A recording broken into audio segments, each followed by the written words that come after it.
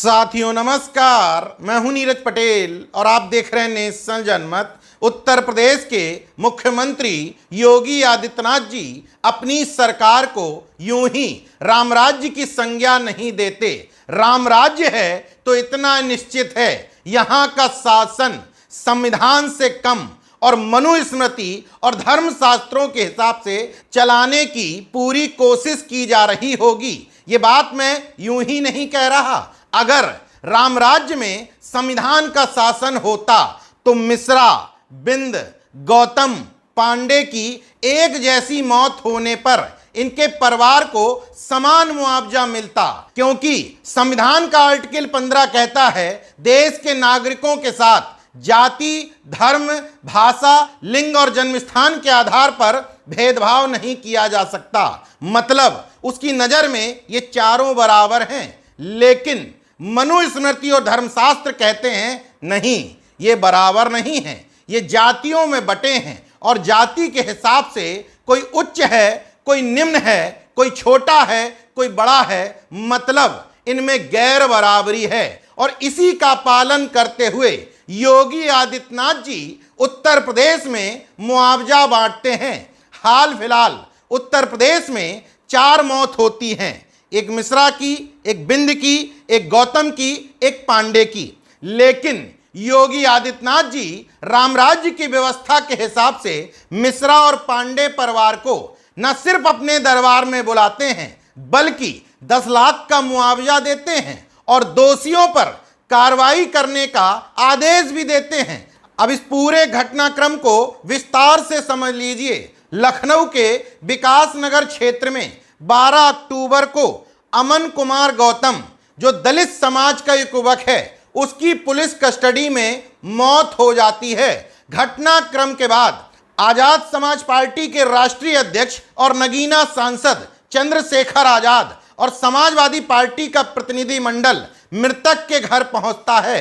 दबाव में योगी सरकार आरोपित सिपाही शैलेंद्र सिंह और 3 अन्य पुलिसकर्मियों पर मुकदमा तो दर्ज करवा देती है, लेकिन स्थानीय विधायक ओपी श्रीवास्तव इस मामले में पहुंच करके मृतक के परिवार को महज 1 लाख रुपए नगद देते हैं।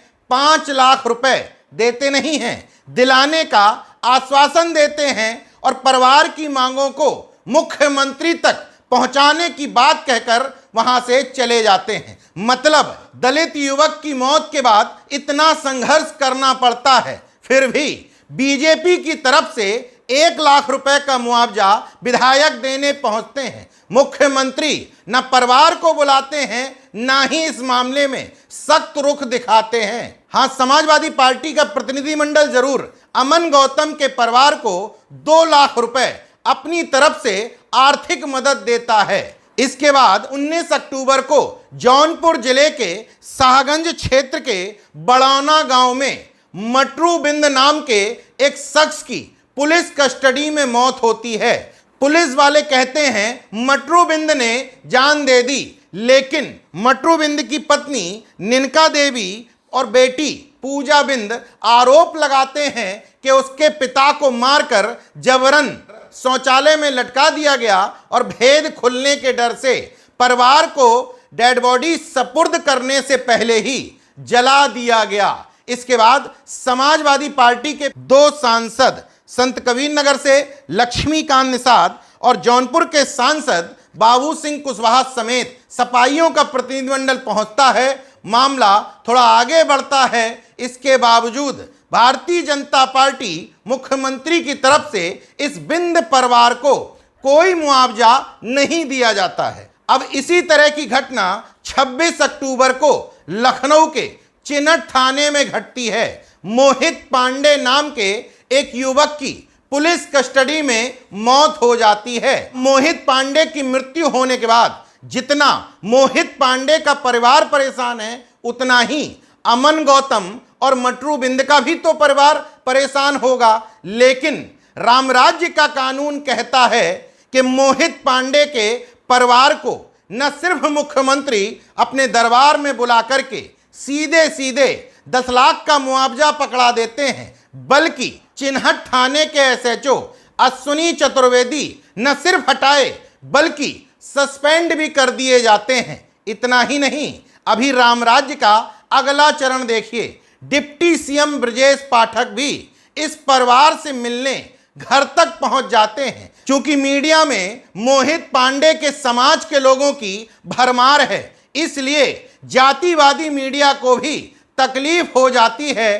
चारों तरफ हंगामा मच जाता है कि मोहित पांडे की पुलिस कस्टडी में मौत कैसे हुई। नेशन जनमत की नज़र में ये तीनों बराबर हैं, लेकिन जातिवादियों की नज़र में नहीं है। अगर ऐसा होता तो गौतम की मौत पर 1 लाख का मुआवजा मुख्यमंत्री नहीं मिले, बिंद की मौत पर 1 रुपए का भी मुआवजा नहीं, मुख्यमंत्री नहीं मिले। पांडे की मौत होते ही मुख्यमंत्री अपने आवास पर बुला करके मिलते हैं और डिप्टी सीएम घर पहुंच जाते हैं। जबकि दूसरे घटनाक्रम में फतेहपुर में मौर्य समाज की बेटी प्रिया मौर्य की एक स्कूल में सांस्थानिक मौत होती है। Deputy CM Keshav Prasad Maurya tweet करते हैं, जल्द परिवार से आकर के मिलूंगा, लेकिन हैसियत नहीं होती, क्योंकि आरोपी सीएम के सजाती जो थे यही है रामराज्य। अब इसी क्रम में उत्तर प्रदेश में कुछ दिन पूर्व बहराइच में एक और मौत होती है, राम गोपाल मिश्रा की। हालांकि वीडियो में स्पष्ट तौर पर दिखता है कि राम गोपाल मिश्रा एक मुस्लिम व्यक्ति की छत पर चढ़कर उसके धर्म का झंडा हटा करके वहां भगवा लहराते हैं। इसके बाद राम गोपाल मिश्रा को गोली मार दी जाती है।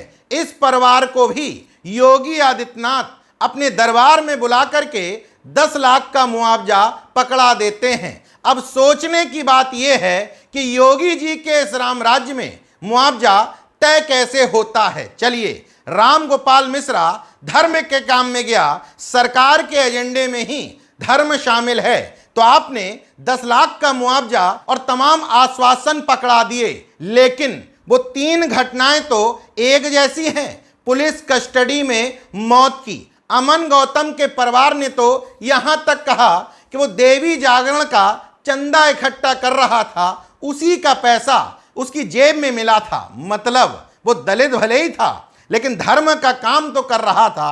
तो कम से कम धार्मिक एंगल की वजह से ही अमन गौतम के परिवार को मुआवजा दे देते, लेकिन रामराज्य में यह संभव नहीं, क्योंकि यहां संवैधानिक नियमों के हिसाब से सब बराबर नहीं है, बल्कि धर्मशास्त्रों की वर्ण व्यवस्था के हिसाब से सब ऊंचे नीचे के क्रम में विभक्त हैं। योगी आदित्यनाथ जी उसी हिसाब से मुआवजा भी तय करते हैं। मैं चाहता हूं कि अगले घटनाक्रमों में योगी जी और उनकी सरकार मेरी सारी बात को गलत बताते हुए संवैधानिक मूल्यों के हिसाब से समान घटनाओं पर समान मुआवजा का पैटर्न सेट करें, वरना यह माना जाएगा योगी जी के इस रामराज्य में मुआवजा बुलडोजर और कार्रवाई जाति धर्म देख करके होती है।